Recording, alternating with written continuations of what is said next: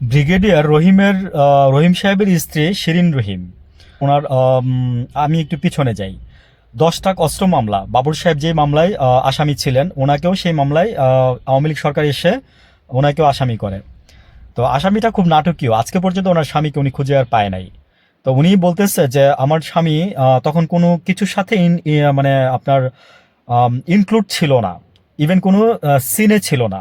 মানে বলতে পারেন যে মানে উনি কোনো কিছুতে ইনভলভ ছিল না, মানে কোনো কিছুতে ওনার ইনভলভ না থাকার কারণে তখনকার সময় ওনার স্বরাষ্ট্রমন্ত্রী ওনাকে ফোন দিচ্ছে, আওয়ামী লীগ সরকারের আমলে আর কি, হয়তো বা ওই যে মহিলাটার নাম জানি কি ছিল, মারা গেছে স্বরাষ্ট্রমন্ত্রী প্রথমে যে ছিল।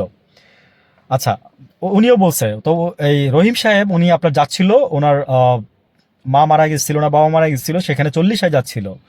তারপর উনি কর্তব্যের খাতিরে বলছে যে আমি কি ব্যাক করব, উনি বলছে যে না ঠিক আছে যান। উনিও তখনও শান্তিতে থেকে থেকে আসছে, কোনো সমস্যা হয় নাই। মানে 2011 সালে বা 12 সালের দিকে আইসা এই যে রহিম সাহেবকে, ব্রিগেডিয়ার রহিম সাহেবকে ওনাকে আপনার বলতে পারেন যে একরকম উঠাই নিয়ে গেছে আর কি। আজকে পর্যন্ত ওনার কোনো লোকটার কোনো হদিস নাই। বলতে পারেন যে ওনাকে এই 10টা কষ্ট। তো আমার এখন এই কথাটা উঠাই নিয়ে আসার উদ্দেশ্য হচ্ছে এইটাই যে দেখেন, উনি যদি তারেক রহমান সাহেব তো এবার ক্ষমতায় এসছে, তারেক রহমান সাহেব ক্ষমতায় এসে উনি এই জিনিসগুলো দেখতেছে। ওনাকে যারা নির্যাতন করছিল, ওনার মাকে যারা নির্যাতন করছিল, ডিজিএফআই থেকে, আর্মি থেকে বা ক্যান্টনমেন্ট থেকে গুটি কয়েক মানুষ যারা করছে, তাদের কথাই বলতেছি, আমি সবার কথা বলতেছি না। 99% লোকই ভালো এখানে। তো ওইরকম যদি হয়ে থাকে তাহলে আমি বলবো যে তারেক রহমান সাহেব আপনি নিজে জিনিসটা হ্যান্ডেল করেন। হ্যাঁ, লোকটা কোথায় আছে দেখেন। উনি কিন্তু আপনার জন্য কিন্তু মানে ওনাকে কেন টর্চার করা হয়েছে জানেন? মানে আপনি দোষী সেজন্য, মানে এটার সাথে আপনি জড়িত, আপনি জড়িত এটার সাথে। আমি এইখানে ফোকাস দিচ্ছি যে আপনি জড়িত, এই কথা ওনাকে জবানবন্দিতে দিতে বলছিল, উনি স্বীকার করে নাই। আমার মনে হয় হয়তো মেরে ফেলছে, আমার আমার ধারণা আর কি, আল্লাহ মাফ করুক যদি না মেরে থাকে তারেক রহমান সাহেব বা এই সরকারের যারা আছেন।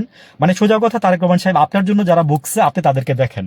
আমি জাস্ট একটা কথা বলি ভাই, মানে আপনার আমি ভাই বলেই বলতেছি, যে আমি বলবো যে দেখেন, মানে আপনার জন্য যারা কথা বলছে প্লিজ আপনি আপনি তাদেরকে দেখেন, এবং আপনার যারা ক্ষতি করতে চাইছে তাদের কাউরে ছাড়বেন না। আপনি তো খুব বেশি একটা অন্যায় করেন নাই, ওই চোরদের তুলনায় তো আপনি মনে করেন যে আপনার মানে চুনি পুঠে টাইপ অন্যায় করছেন, যদি করেও থাকেন, যদি করেও থাকেন। আমি এখানে বিএনপি তোষামত করতে আসি নাই। ওই যে দেখছেন না ওনারা বাইডাকসি, তোষামত করলে তার বাইডাকতাম না, মাননীয়। হ্যাঁ, মানে মানে অনেক কিছু বলতাম আরো। তো এইগুলো যারা বলে আর কি তাদের কাছ থেকে বললাম, তো আমি এগুলো চর্চায় রাখি না, তো তাই আমার মুখ দিয়ে ওই একটা শব্দই বেরিয়েছে, মাননীয়। এনিওয়ে আপনি দেখেন প্লিজ, ভালো থাকবেন।